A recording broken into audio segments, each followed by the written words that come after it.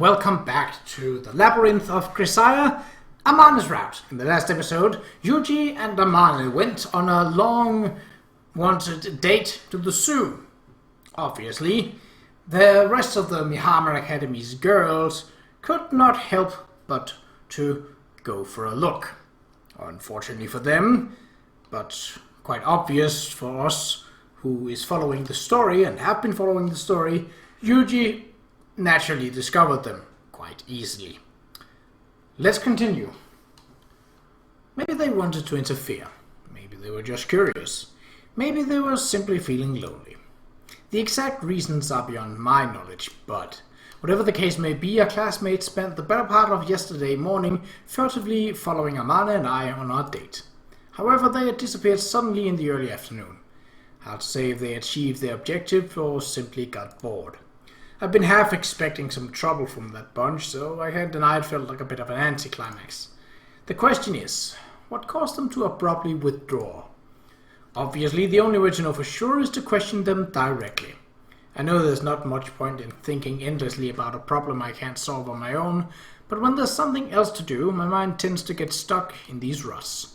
Fortunately, this excruciatingly boring wait should be over in another 5 minutes or so.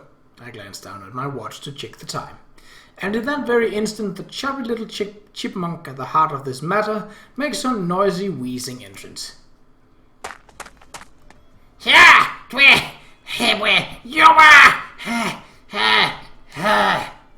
You know, the way you groan reminds me of some ultra hero fighting a monster. 7? What the heck?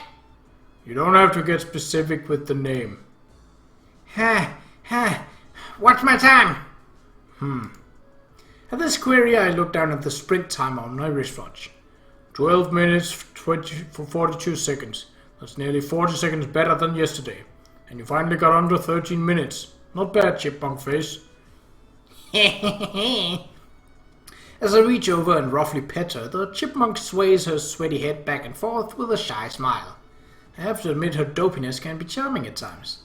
Our course around the perimeter of Mihama Academy is about 3.2 kilometers. Given that she's wearing casual clothes, including her usual boots, you could call this time around average. Running in heavy footwear isn't exactly ideal. It places a serious burden on your heels and knees. That said, the need to run can sometimes arise suddenly and without warning. In an emergency situation, I don't have the right shoes on, so I can't run. Isn't always going to cut it. Among other things, this is good training for just such a contingency. Alright then. Now that we got your heart rate up, go take another lap. Hurrah! When your squad leader is in a sour mood, it's not uncommon to have additional training imposed on you for no real reason. It beats getting punched or slapped around for educational purposes, but I'm still a little surprised to see Makina head right off for a second lap without a word of complaint. Makina's really into it today. I was expecting some groaning and moaning about that one. Well, Maki-chan appears to have found herself a goal of sorts.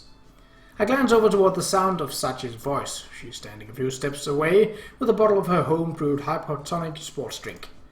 Seems like she brought it out here in anticipation of Makina's return. At first, the two of them regularly went on these runs together, but Sachi's been assuming more of a support role lately. When I asked her why, she told me it better suits her personality. But to be honest, she was probably just having trouble keeping up with Makina's pace. Mihama's maid can be a seriously sore loser at times.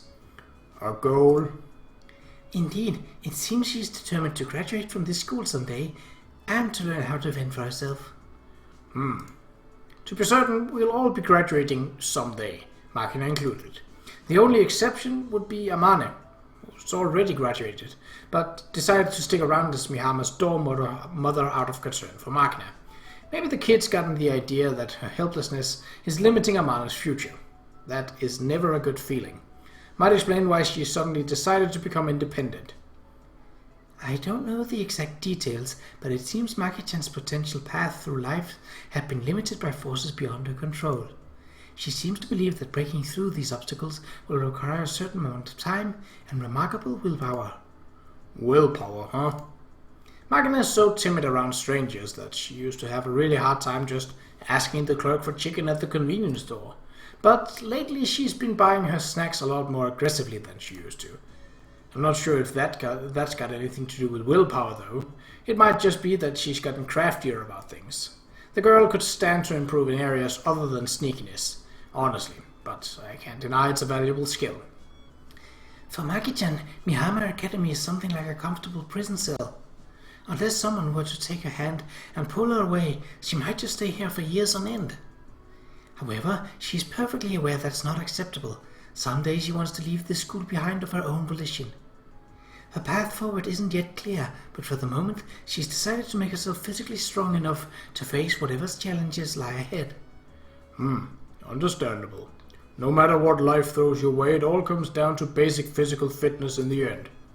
It's a bit of a crude plan, something like raising your character to level 99 so that you can beat the last boss barehanded. But if you want to fight without relying on secondary factors like items or equipment, it's important to commit to the slow grind of self-improvement. Through our daily training, we gain the strength to stand firm in the face of adversity, a most convincing theory to be sure. And on that note, I'd like to request that you provide me with some instruction as well. Okay, what's with the kitchen knives?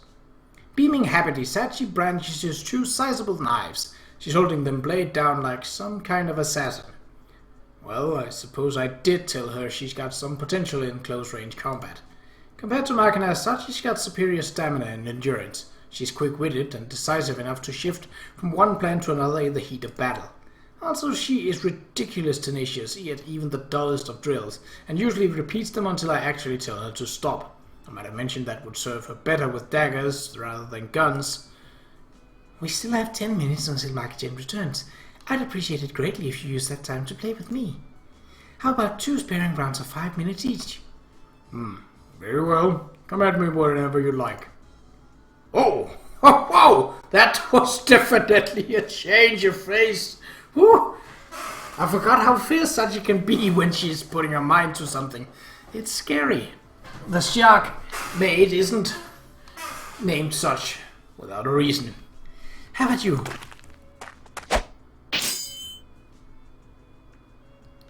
Whatever its exact nature, having a goal is a positive thing, even if it starts off as little more than a joke. Someday you might have the chance to pursue it in earnest. And when opportunity does knock, the last thing you want to be is financially or physically unable to take advantage of it. To prepare for that moment, you start by turning into the person you want to be, by building yourself into someone who can snort confidently in the face of 1,000 enemies. And that's exactly what this school is here for. So that's Mihama's Academy's true nature, a training ground where we can sharpen our fangs before stepping into the battlefield known as society. What? I didn't say anything quite that violent, okay? I want you all to realize what your strengths and weaknesses are. After that, you can try to improve on your talents, or perhaps attempt to overcome your flaws. This academy is a place where you can struggle your way towards self-improvement. If you succeed in making genuine progress, we'll shower you with compliments, and if you fail, we'll help you think about why, then give you a second chance. Take Irisu-san, for example. Her grades in art have been truly outstanding. In particular, she seems to have a real talent for molding and cutting various materials into sculptures. Of course, given her particular circumstances, it might be quite some time before she graduates and makes her way out into the real world, but I think it's entirely possible that she'll pursue a career in fine arts. I see. Incidentally, how does the administration view the case of Sachi? Kumine-san is something of a tricky case, I suppose. The biggest obstacle is that she doesn't consider her issues to be actual problems. Well, I guess she does use that robot-made persona like a crutch sometimes.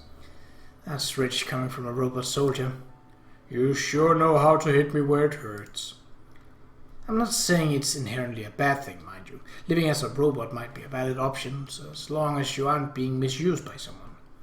To put the matter simply, meeting a good master might be all that Kumine-san really needs, but sitting around and waiting for that to happen would be a huge mistake. It wouldn't be very smart to trust some altruist who popped out of nowhere anyway. For the time being, Matsushima-san is playing the role of her master, but that isn't a sustainable solution. It's not an easy situation. What are your thoughts on Matsushima Michiru herself? The girl's lost sight of what she wants to be, and she still doesn't know how to sincerely express her feelings to others. But that said, despite her own weaknesses, Matsushima-san's at least tried to be a good role model for Kumina-san. Kumina-san needs Matsushima-san, and with Kumina-san at her side, Matsushima-san will probably get by just fine, regardless of her inner turmoil. Of course, I understand they need to break free of their delusions eventually, but by that time I believe they'll be strong enough to stand on their own 2 feet. That's pretty vague. To be perfectly honest, I'm not really that worried about them. I know Matsushima-san insists that she hates children, but from what I've seen, she's actually something of a natural with them. This might sound strange, but I believe she'd make a fine nursery school teacher. What do you think? Not sure why you're asking for my input. I do know that people who insist they can't stand children often turn out to have a soft spot for them. In fact, I seem to remember a few avowed kid haters in my old unit grumblingly looking after the younger visitors on the base on holidays. Basically, if you think kids are a pain in the ass, that means you take the responsibility of caring for them seriously. That's about right. Incidentally, data suggests that over 50% of grade school teachers identify themselves as disliking children. Yes, it makes sense. For some reason, jobs you can complain about endlessly tend to be the ones you stick with. Right, it's the same reason you sneer at the concept of national defense and call war heroes idiots, but can't bring yourself to leave your job. So that just leaves Sakaki, I guess. Well, look at you changing the subject. It's not like you care about Sakaki in any way. That's not true. I love Sakaki from the depth of my heart. My concern for her future is only slightly overweighed by my concern for the crawfish in Amane's room. The crawfish comes first? What's this? Are you trying to say one life holds more value than another? Some educator you are. Not exactly, but it's a crawfish. Right. It's not that I'm indifferent to Sakaki's problems. I do feel some concern for her. However, I seriously doubt she could ever bring herself to ask me for help. The woman seems to understand that she's the only one who can save herself, and from her perspective, anyone who tries to help her is probably just trying to take advantage of her weakness. It would be presumptuous of someone like me to even think about saving Sakaki, but, well, let's see. If she screamed help me with tears rolling down her face, I guess I might lend her a hand. Not that it's ever going to happen. For some reason, Chizuru responds to my perfectly reasonable conclusion by pouting angrily. What the heck? The last time I screamed help in your direction, you didn't even lift a finger. That's because you were gibbering. I honestly couldn't tell what you were trying to say. As Chizuru thrashed around, shouting for assistance, we spent a few puzzled moments wondering who this Hep-May person was supposed to be. Fortunately, she isn't aware that we referred to her as Miss May for a good while after that incident. You know, I'm suddenly a bit concerned that you think of me as some babbling airhead of a woman.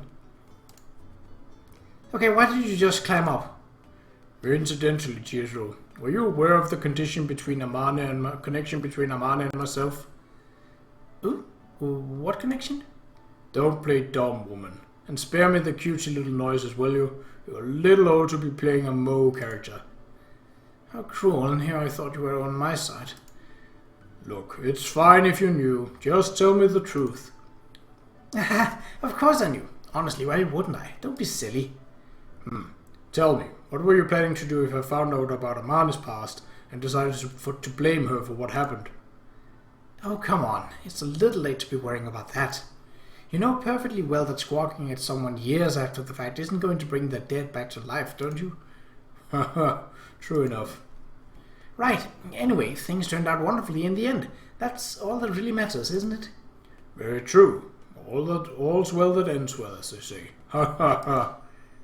Did you really expect me to buy that, you dim-witted Four Eyes? Damn it, Chizuru, you'll pay for this. No! I thought you said it was fine if I knew. I never said I wouldn't be furious. No, don't. Anything but that. Stop. Shut your trap.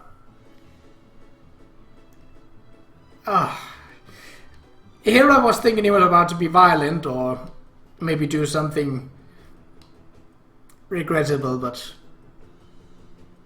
Yuji really is the schoolyard bully, but way too clever and way too calm at other times. A psychopath, really. Sociopath, perhaps, but No, give me my glasses back! Enough squawking. No glasses for you today. This is your punishment. Oh, you can't be serious. I'm blind as a bat without my glasses. You know, Chizuru, you look more youthful without them. Huh? Oh, really? Yeah, about 3 years younger to be specific. You mean it? What a flatterer. Incidentally, Chizuru. Yes, what is it? Did JB also know about Amane's connection to my past? Well, of course she did. Haradira-san is the one who told me in the first place. I see. That shaggy head deliberately kept me in the dark, did she? She didn't lie to you. She just didn't say anything. That's just how Haradira-san is, you know. It's a little late to complain about it now. You know, it's been far too long since I made that woman squeal like a pig. Huh? Kasami-kun, where did you go? What? Hold on, did you just walk off with my glasses? Wait, no! Give them back! Oh, poor Chizuru. My life's gotten pretty peaceful lately. There isn't much in the way of trouble. I go to school every day, play with Makina, mess with Michiru, act as such as straight man, and occasionally enrage Sakagi. I don't regard that as dull. It's just a natural, ordinary routine. When I was working on the front lines, there were times when the faces around our breakfast table changed completely over the course of only 2 weeks. It wasn't unusual for people I ate dinner with the day before to be gone by morning. Some of them died. Some were shipped back home with severe injuries.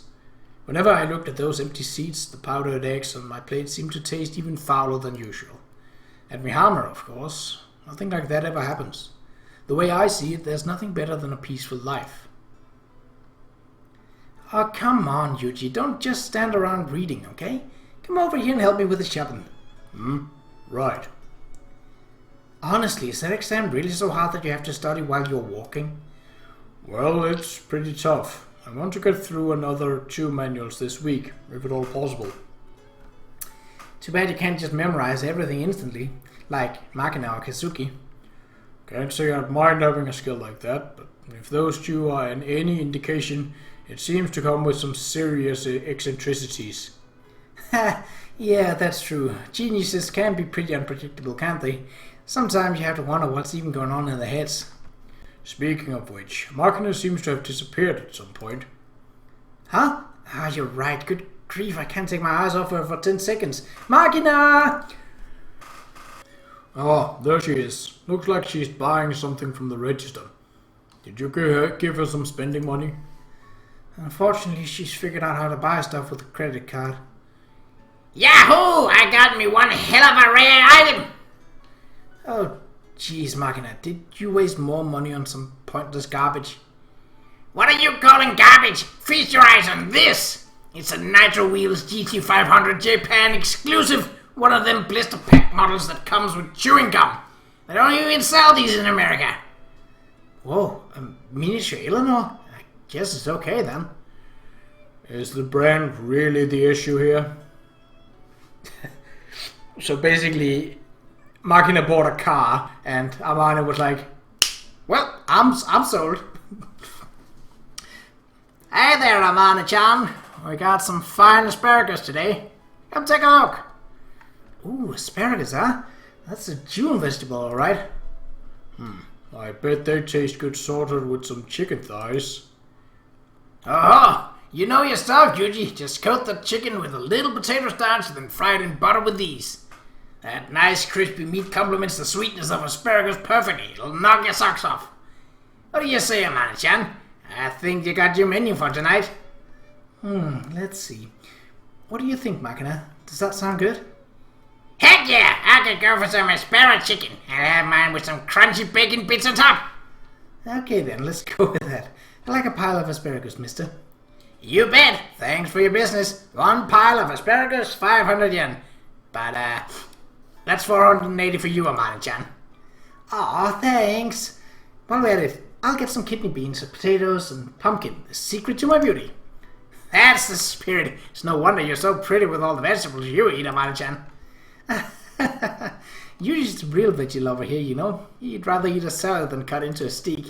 You don't say. You're a veggie lover, Yuji. Guess that explains why you're such a sturdy looking kid. Alright then, I'll throw in half a head of cabbage for free, just for you. Are you sure?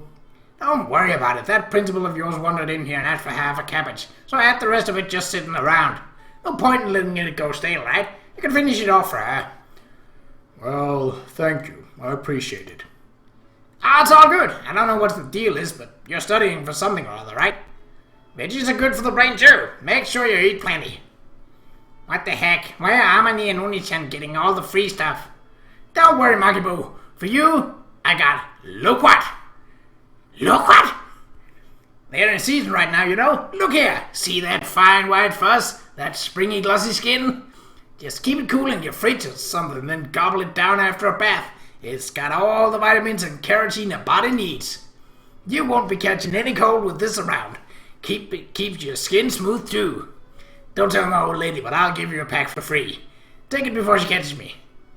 Oh, thank you kindly, Pops. It's all because of you that I'm growing up so healthy. I'm happy to hear that, but you don't seem to be getting any bigger, Maki-Boo. You gotta eat more vegetables, you hear? Otherwise, you'll never be like Amane-chan. Wait, I'll get taller if I eat veggies. I guarantee it. Look at Yuji, the vegetable lover here. Just how tall are you, Yuji? 178 centimeters. See? The youngsters these days, they're shooting up like weeds. And they all herbivore men, right? In other words, modern society's proven that eating veggies makes you taller. Do you have to thump my head while you're saying this? You're gonna make me even shorter. Seriously, Maki-Boo. When you're standing between these two giants, it almost looks like you're that kid. What a nice little family. Okay then, mister. Thanks again. You bet. Come back anytime. What the heck? Do I seriously look like a kid? That's kind of a shock. Am I really growing that freaking slowly? Well, you're definitely small, Makina. That's just how it goes when you put the tallest and the shortest people in school right next to each other. But petite girls tend to be more popular, you know? I've been tall ever since grade school. Half of the boys in my class were always shorter than me, so I didn't really get much of attention. Really? What's wrong with tall and sturdy looking? Oni-chan, I gotta be honest, your chasing girl is a little weird, you know? That's not true. I'm a perfectly typical lover of enormous breasts. In any case, I'm glad you're on the taller side, Yuji. If my boyfriend was shorter than me, I think I might feel a little awkward about it. On that note, Amane, I got a bit of a question for you two lovebirds. Would you mind? What is it? Is marriage in the picture or what? Marriage? Huh? You've heard the word marriage before, right? Just for the record, it ain't tasty and it ain't food. Look, I'm not that much of a glutton. This boyfriend-girlfriend thing just ain't final enough, you know? At this rate, the other ladies are gonna start getting antsy. Hurry up and get hitched! We have been thinking about it, of course, and I've cleared up some potential obstacles related to my job. To be honest, I'm okay with taking the next step, and I wouldn't mind doing so immediately, but... well... Yeah, the real problem is my dad. What? The old man is opposed? I don't know if opposed is the right word. It's hard to know either way when the man won't even see me. I think he's deliberately avoiding me so I can't ask for his blessing. I've actually taken Yuji to my parents' house twice already, you know. But Dad keeps being ridiculous. First he said the restaurant was too busy for him to leave the kitchen.